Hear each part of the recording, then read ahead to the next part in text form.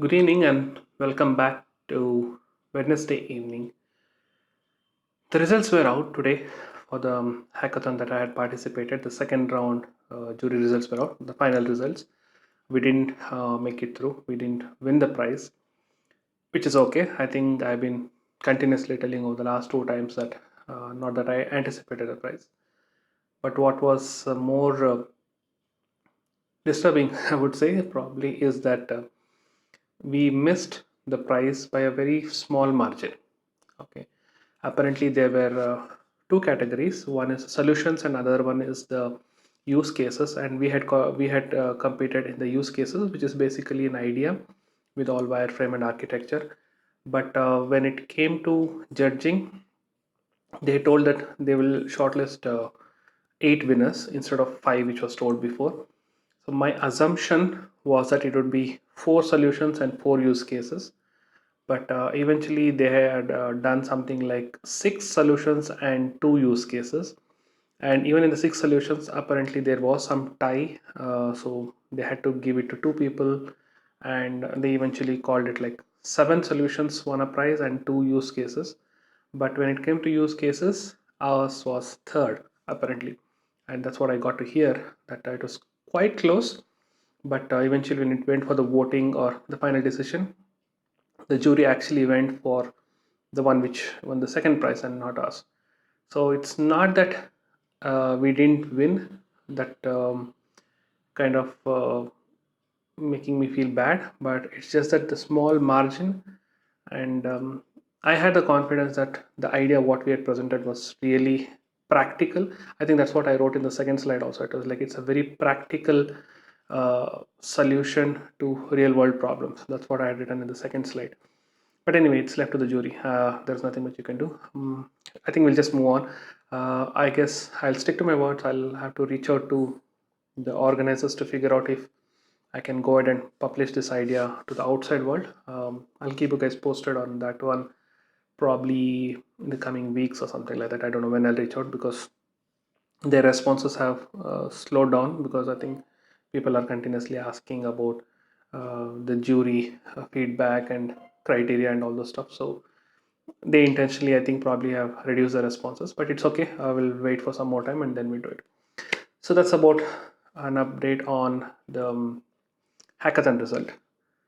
Kind of feeling low since morning, since I've heard that it was a small margin because of which we lost. But it's okay. I think I should be fine by tomorrow. So I I'll cheer up. Like I'm not. I don't want to get too carried away by this. Anyway, a lot of uh, difficult things, or rather, I would say uh, things which are going on in our country, especially in the north, which are a little bit disturbing.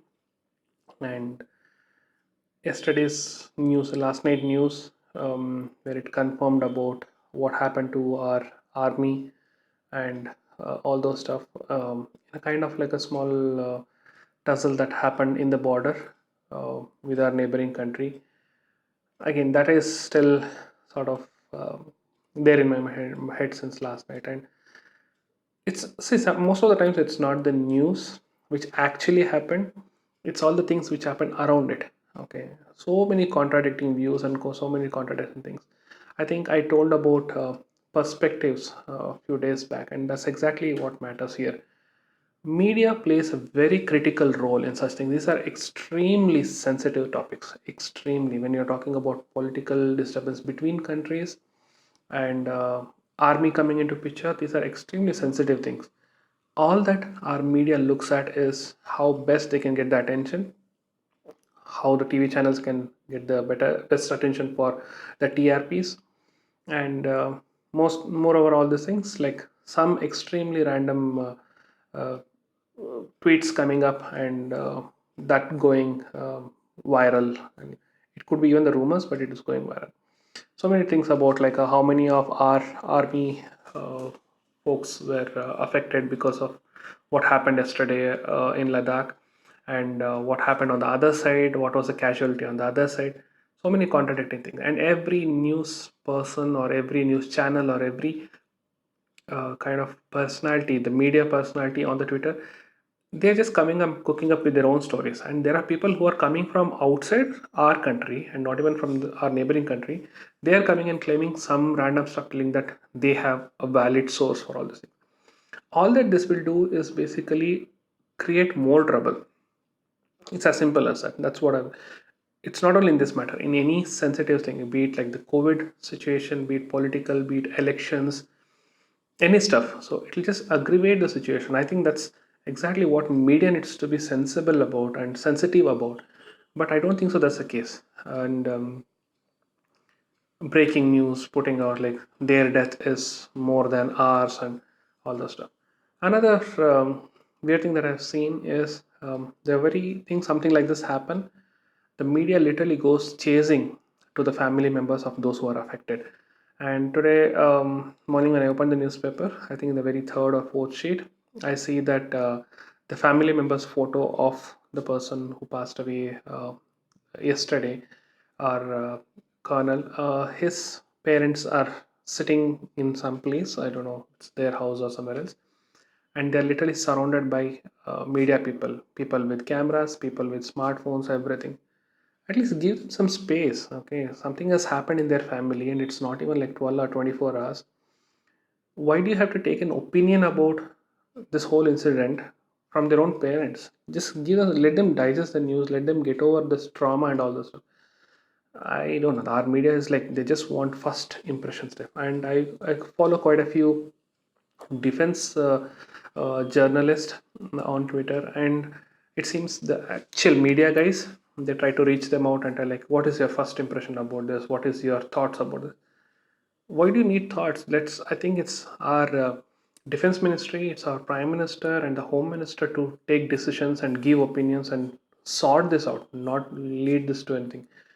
Each person might have their own perspective, and this is not a right thing to do now.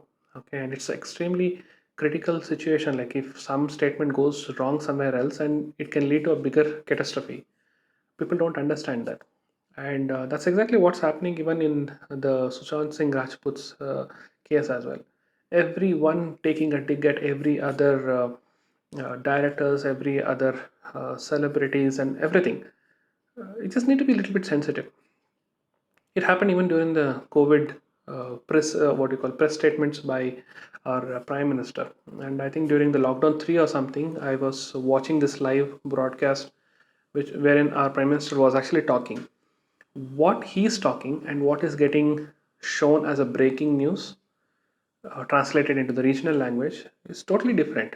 And they do it. They want to sensationalize it, and within like next few minutes I was just talking to my mom and my brother that see what he's telling and what is written there is not matching. I don't know, unfortunately I couldn't take any photos of what is coming there, and the dates they're putting is extremely random dates, and within 5 minutes they correct it. It's just that they want that momentary attention because of what is happening. That does not work. I think over a period of time, at least last 5 to 10 years, the media has become extremely irresponsible, and be it here or probably even outside. I don't know how much of an impact it has outside, and I think we are seeing what's happening in US and the type of tussle that's there between Trump and CNN. Why he always downplays the CNN media staff and all. Uh, it's too biased. And again, you saw things related to what was happening in Twitter, what was happening in Facebook. It's all biased stuff. Okay, I mean, I'm telling out openly, it's all biased things. Like people either one way they're suppressing something, or people somewhere they're going and exaggerating something, and this should be stopped. I don't know when it'll stop, or I don't know if at all it'll be stopped. But one thing is for sure, media is becoming extremely responsible. And connecting the point that I told yesterday, it's all about miscommunication, creating an intention miscommunication so that there is some chaos and so that there is some attention towards them, which does not work. And people who are listening to this, especially the educated crowd, they should be sensible about all these things, just not randomly go and spread this news or share it across in their social media or in WhatsApp and things like that. I mean, as I told you, it's a very sensitive topic. I don't know if I'm qualified enough to talk about what is good, what is bad, whatever the news is that I have read about how it started is something which is out of my caliber. But I just want to stay away from all those commenting because I mean, I'm no expert in that. I don't want to judge based on about 5 or 10 articles that I've read since morning. So I'll just leave it there. Overall, it was, I mean, I would say like a pretty silent day. It's a typical, I would say like a hump day, Wednesday. So it just like came down, and I hope tomorrow it'll be all fine and be better day. It's gonna be a little bit busy day tomorrow also, because I need to head out in the morning to meet my doctor. It's been a while since I met him. Just start to meet my doctor and have a long training in the afternoon, a virtual training. It's going to be a long day tomorrow, but I'll be back. I'll be back to share how my day went. And that's it for today. Take care and see you tomorrow. Bye bye.